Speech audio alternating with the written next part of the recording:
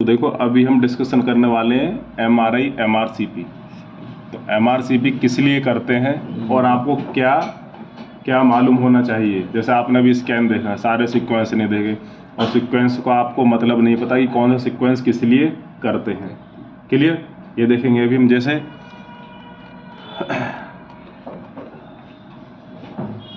क्या नाम था पेशेंट का? आसमा। ठीक है, तो पहला इसमें सबसे पहले डाउट था इसका इन दोनों का सीक्वेंस का आइडेंटिफिकेशन।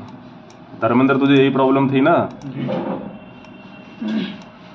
इसमें, और एक मिनट, इसमें और इसमें डिफरेंशिएशन। तो क्या दिक्कत आ रही है इसमें डिफरेंशिएट करने में? ये सीक्वेंस T2 था, T2 हेस्ट, और ये T2 हेस्ट FS। क्यों हो गया FS? इसमें से फैट मेरा सा, हाँ, ये देखो बाहर का जो फैट है वो ब्राइट है और इधर फैट जो वो सप्रेस्ड हो गया।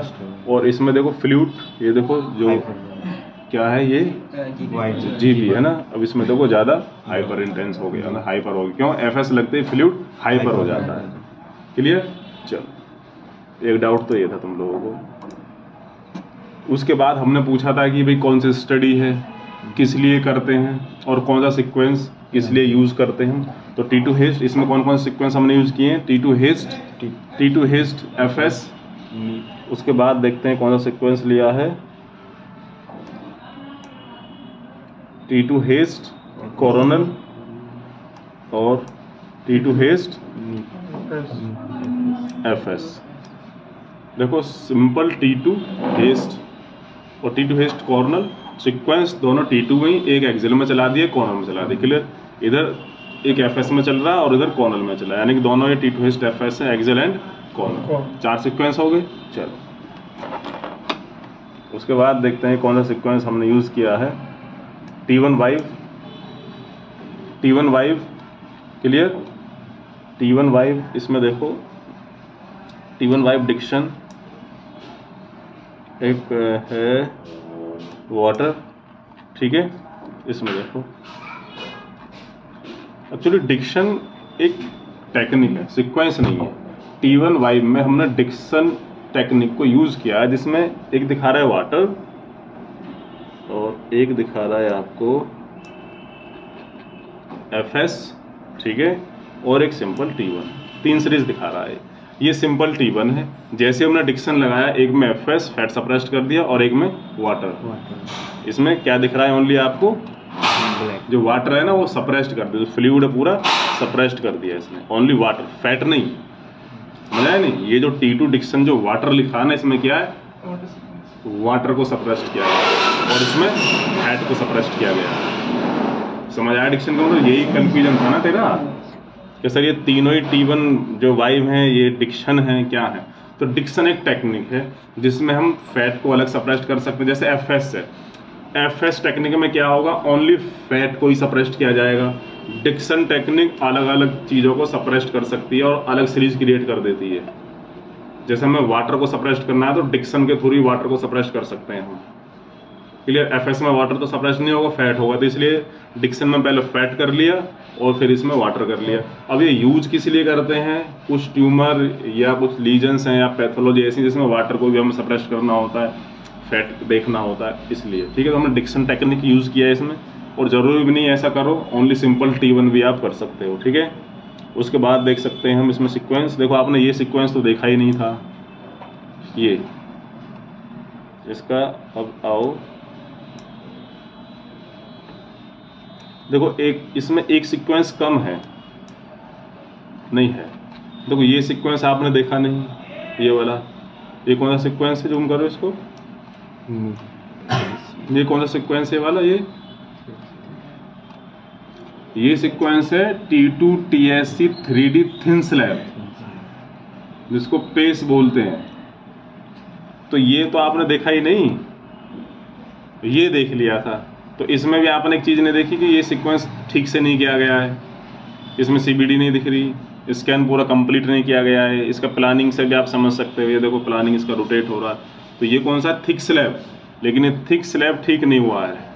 किस लिए नहीं हुआ? या तो पेशेंट ने सांस नहीं रोका है या ठीक से किया गया नहीं है। ये देखो इधर, ये पूरा इसमें कौन से हैं? मूवमेंट आर्टिफैक्ट है, पूरे CVD बिल्कुल क्लियर नहीं दिखाई दे रही। तो अब हमें देखना है इंपॉर्टेंस ऑफ सीक्वेंसेस, कि ये वाला सीक्वेंस और ये वाला सीक्वेंस करते किस लिए हैं। जो T2 TSC 3D जो थिन स्लैब होता है ना, वो स्पेशल CBD के लिए करते हैं। इसमें हमें देखना होता है CBD। इसमें आप इसमें देखो, अगर हम वो बनाएं इसका 3D, नहीं ये नहीं,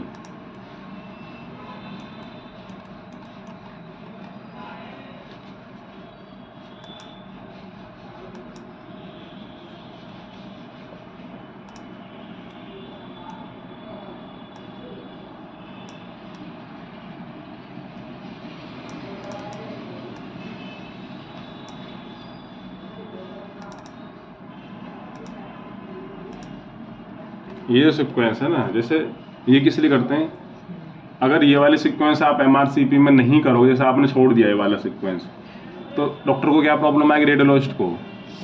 CBD में यदि स्टोन है या क्या है, उसमें क्या हो सकता है, नैरोइंग हो सकती है। ठीक है, तो ये वाली चीजें इस सीक्वेंस के बिना नहीं लिखी जाएंगी। स्टोन यानी कि कंप्लीट स्टडी तब मानी जाएगी आपकी MRCP, यदि आपके पास ये सीक्वेंस आपने किया है थिन स्लैब। ये बहुत मोस्ट इंपॉर्टेंट सीक्वेंस होता है CBD पैथोलॉजी के लिए। इस वाले सीक्वेंस में आएगी CBD की पैथोलॉजी। ठीक है, अब ये वाला देख लो आप, ये जो इमेजेस हैं, ये जैसे ये T2 हेस्ट है, ठीक है,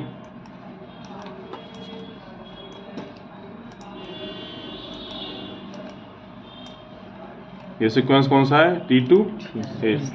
तो ये CBD के लिए नहीं किया गया, ये किस लिए किया गया, सॉफ्ट टिश्यू के लिए, लिवर, स्प्लीन, पैनक्रियास। ठीक है, CBD तो इसमें भी दिख रही है, लेकिन इसका इंपॉर्टेंस कम है CBD के रेफरेंस में।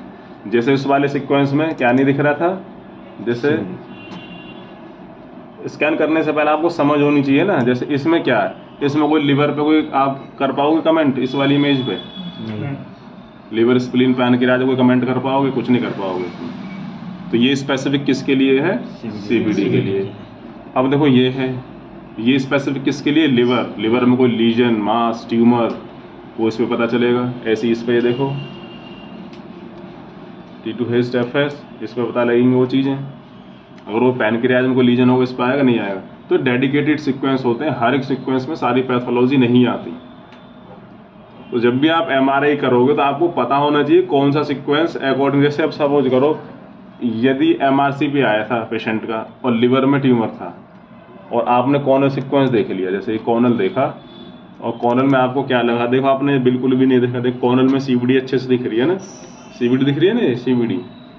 तो आपको लग रहा है कि CBD तो नॉर्मल आ रही है और पेशेंट अनकोऑपरेटिव है, उस कंडीशन पे आप ये वाला सीक्वेंस कौन सा, थिन स्लैब को स्किप कर सकते हो। तो हुआ ना, सब टेक्नोलॉजिस्ट के ऊपर डिपेंड करती है ना सारी चीजें।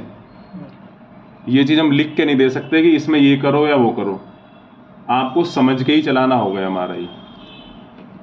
अगर पेशेंट को लिवर में ट्यूमर है, उसके लिए स्कैन हो रहा है और डॉक्टर ने लिख दिया MRCP, आपको कॉर्नल में आपने देख लिया कि CBD तो नॉर्मल है, CBD में कोई स्टोन तो दिख नहीं रहा या डायलेटेड नहीं लग रही, या आपको ठीक लग रहा है और पेशेंट नहीं करा पा रहा, नहीं लेट पा रहे इतने देर, तो उस टाइम पे आप 3D थिन स्लैब को स्किप कर सकते हो। समझे? अब आपने जैसे कॉर्नल फर्स्ट किया या एक्सेल में आपने पहले देख लिया और देखा CBD पूरी डायलेटेड है, आपको स्टोन लग रहा है, तो आपके लिए पहला सीक्वेंस कौन सा मस्ट हो जाएगा, थिन स्लैब। तो आप क्या करोगे, थिन स्लैब। तो इतना सा कोरिलेशन होता है इसमें, सीक्वेंस कोरिलेशन फॉर MRCP के लिए है।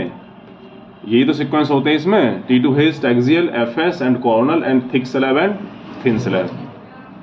तो थिक स्लैब करते हैं हम फिल्मिंग बनाने के लिए, या आपने स्कैन किया तो बहुत अच्छे से दिखाई देता है, इसमें अच्छे से स्कैन नहीं किया गया है इसलिए CBD अच्छे से नहीं दिख रही इसमें, इसका वो भी बहुत ज़्यादा है।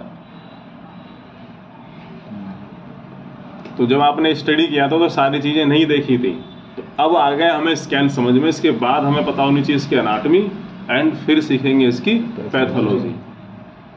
तो इतना तो बिल्कुल आना चाहिए कि रीड करना है MRCP में करते किस लिए हैं, करेंगे कैसे, कौन सा सीक्वेंस कब यूज करते हैं।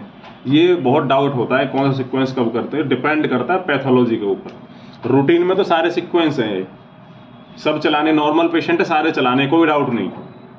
अगर पेशेंट की हिस्ट्री आपको लग रहा है लिवर में लीजन है, सीडोसिस्ट है या पैनक्रेटिक मास लग रहा है, जैसे एक्यूट पैनक्रेटाइटिस आ गया, क्या आ गया, एक्यूट पैनक्रेटाइटिस का केस आ गया, ठीक है, तो आप क्या करोगे? सबसे पहले क्या करेगा? अभी क्या करेगा? T2 हेस्ट FS, यानी कि जो सॉफ्ट टिश्यू वाले जो लीजन वो हैं सीक्वेंस, वो पहले चलेंगे। उसके बाद पेशेंट करा रहा है कोऑपरेटिव, आप थिन स्लैब भी चला सकते हो बाद में। प्रोटोकॉल तो सारा चलाना है, लेकिन पहले आपको प्रेफरेंस किसको देना है?